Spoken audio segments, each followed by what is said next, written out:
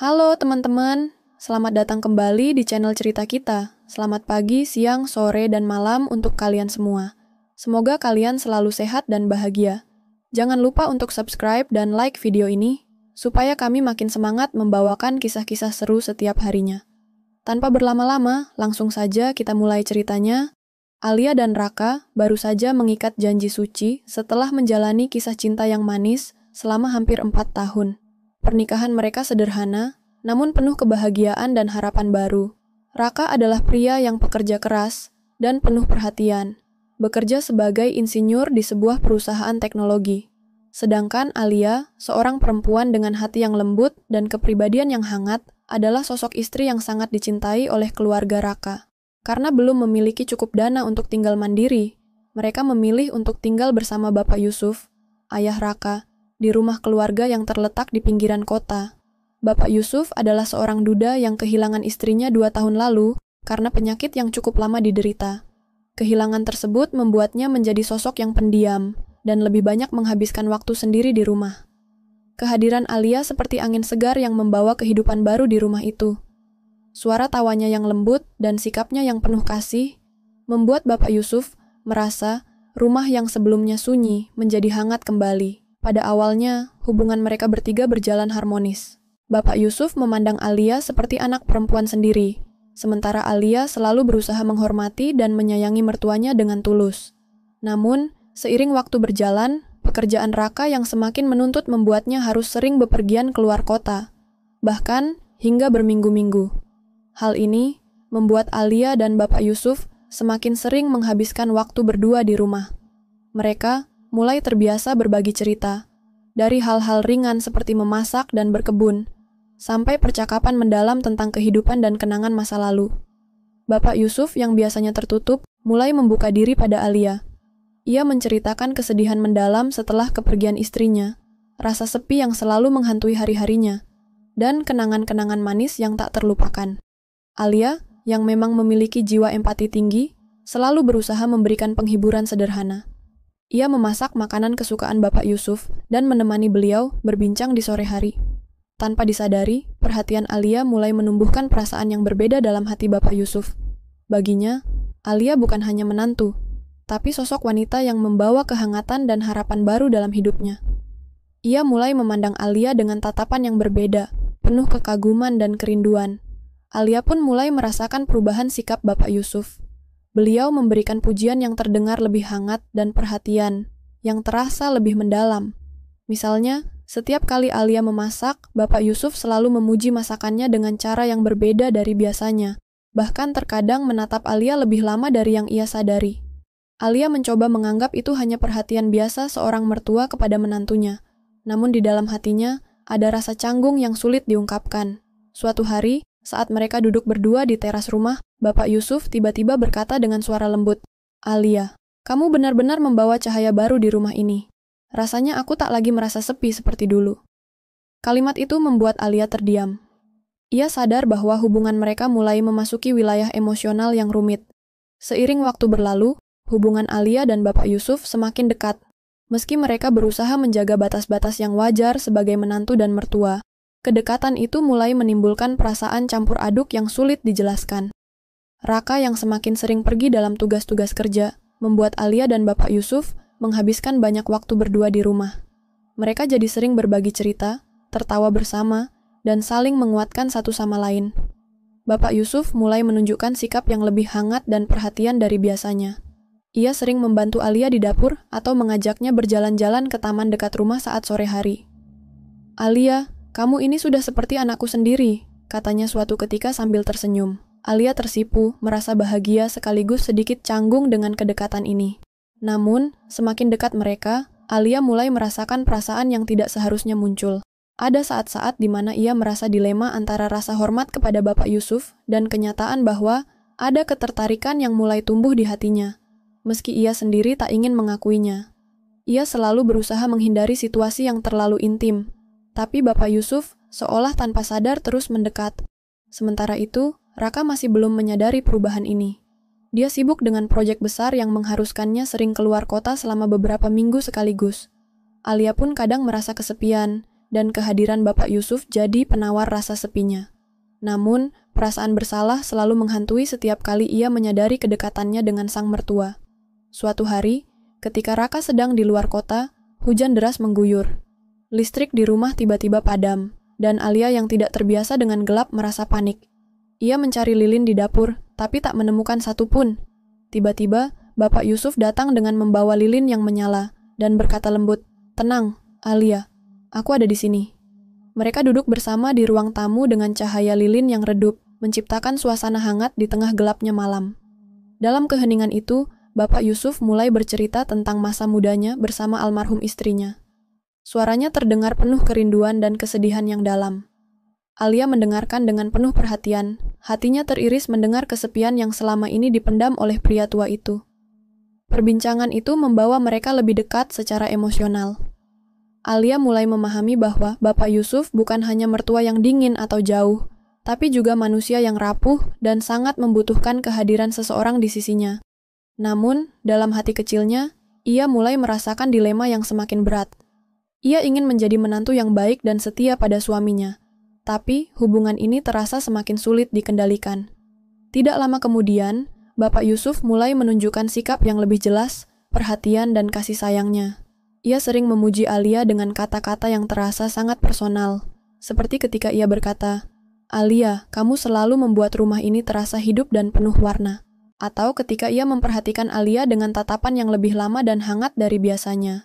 Alia mencoba mengabaikan perasaan yang mulai tumbuh, berusaha mengingatkan dirinya tentang janji pernikahannya dengan Raka.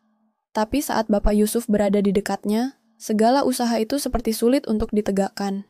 Ia merasa terjebak dalam situasi yang membingungkan dan menyakitkan. Suatu sore, saat mereka duduk bersama di teras rumah, Bapak Yusuf memegang tangan Alia dengan lembut. "Aku tahu ini sulit, tapi aku ingin kamu tahu. Aku merasakan hidup kembali sejak kamu ada di sini," katanya dengan suara yang penuh harap. Alia terkejut, jantungnya berdegup kencang. Ia tidak tahu harus berkata apa. Ada rasa takut bercampur haru yang membuatnya hampir menangis. Meski demikian, Alia tetap berusaha menjaga jarak dan menahan perasaan yang mulai membingungkan itu.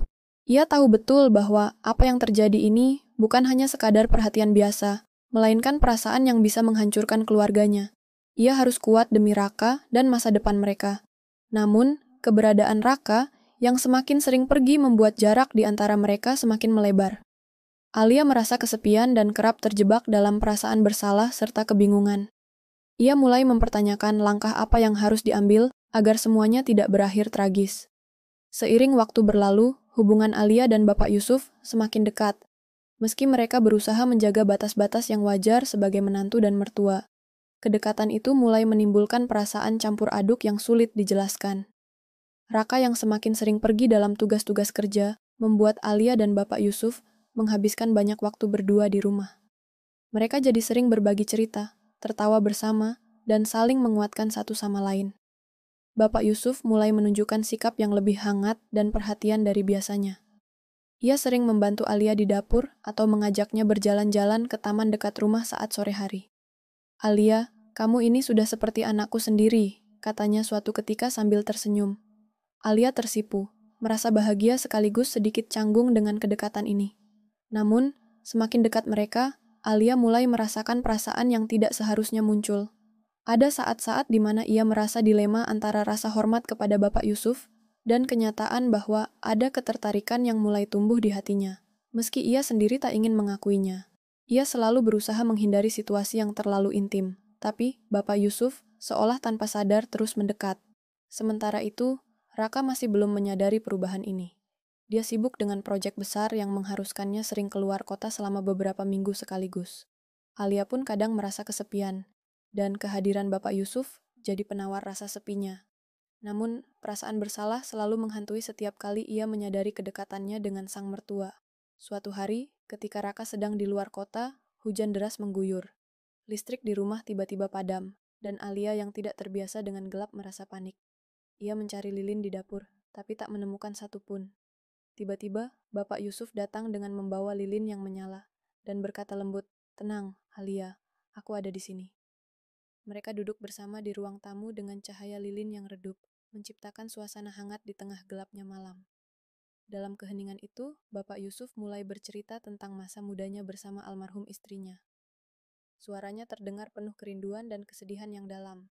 Alia mendengarkan dengan penuh perhatian. Hatinya teriris mendengar kesepian yang selama ini dipendam oleh pria tua itu. Perbincangan itu membawa mereka lebih dekat secara emosional. Alia mulai memahami bahwa Bapak Yusuf bukan hanya mertua yang dingin atau jauh, tapi juga manusia yang rapuh dan sangat membutuhkan kehadiran seseorang di sisinya. Namun, dalam hati kecilnya, ia mulai merasakan dilema yang semakin berat. Ia ingin menjadi menantu yang baik dan setia pada suaminya, tapi hubungan ini terasa semakin sulit dikendalikan. Tidak lama kemudian, Bapak Yusuf mulai menunjukkan sikap yang lebih jelas perhatian dan kasih sayangnya. Ia sering memuji Alia dengan kata-kata yang terasa sangat personal, seperti ketika ia berkata, "Alia, kamu selalu membuat rumah ini terasa hidup dan penuh warna." Atau ketika ia memperhatikan Alia dengan tatapan yang lebih lama dan hangat dari biasanya. Alia mencoba mengabaikan perasaan yang mulai tumbuh, berusaha mengingatkan dirinya tentang janji pernikahannya dengan Raka. Tapi saat Bapak Yusuf berada di dekatnya, segala usaha itu seperti sulit untuk ditegakkan. Ia merasa terjebak dalam situasi yang membingungkan dan menyakitkan. Suatu sore, saat mereka duduk bersama di teras rumah, Bapak Yusuf memegang tangan Alia dengan lembut.